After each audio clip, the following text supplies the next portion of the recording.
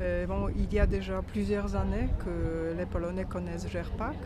On a fait ensemble un programme international Leonardo da Vinci qui avait pour le but de former les pharmaciens polonais au travail dans les salles blanches, les isolateurs et à la reconstitution des cytostatiques et la nutrition parentérale, en gros. Et depuis, je peux dire que c'est un travail que GERPAC avec Sylvie et avec Denis ont fait comme des pionniers en Pologne.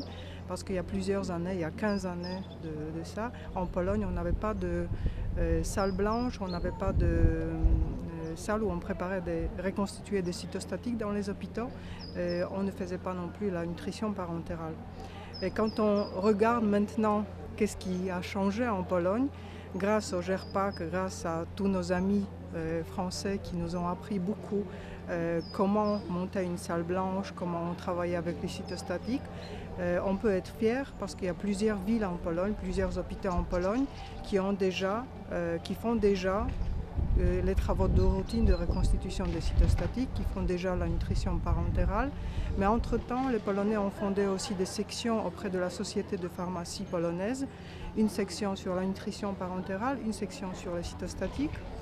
Et il y a un échange, un apprentissage qui se fait déjà entre les hôpitaux polonais ensemble.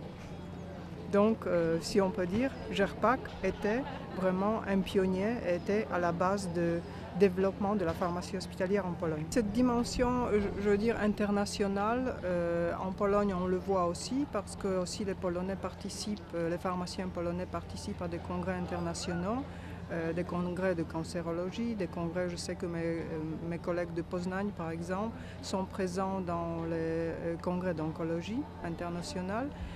Il y a des pharmaciens qui font des travaux ensemble avec d'autres universités ou avec d'autres pays. Je sais qu'il y a des travaux avec les États-Unis, avec la France, il y a des échanges entre les universités. Et il y a aussi de plus en plus aussi d'échanges en Pologne avec l'Ukraine.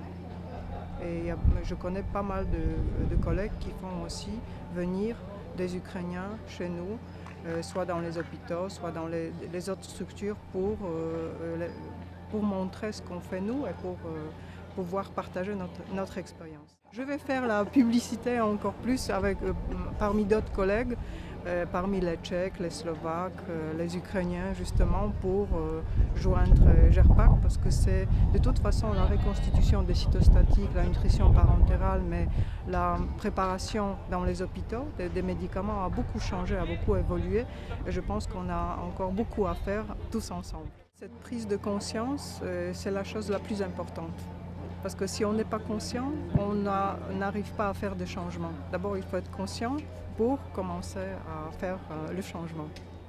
Notre programme Leonardo da Vinci, on s'est rendu compte, les pharmaciens hospitaliers, qu'il faut des changements législatifs, au niveau législatif.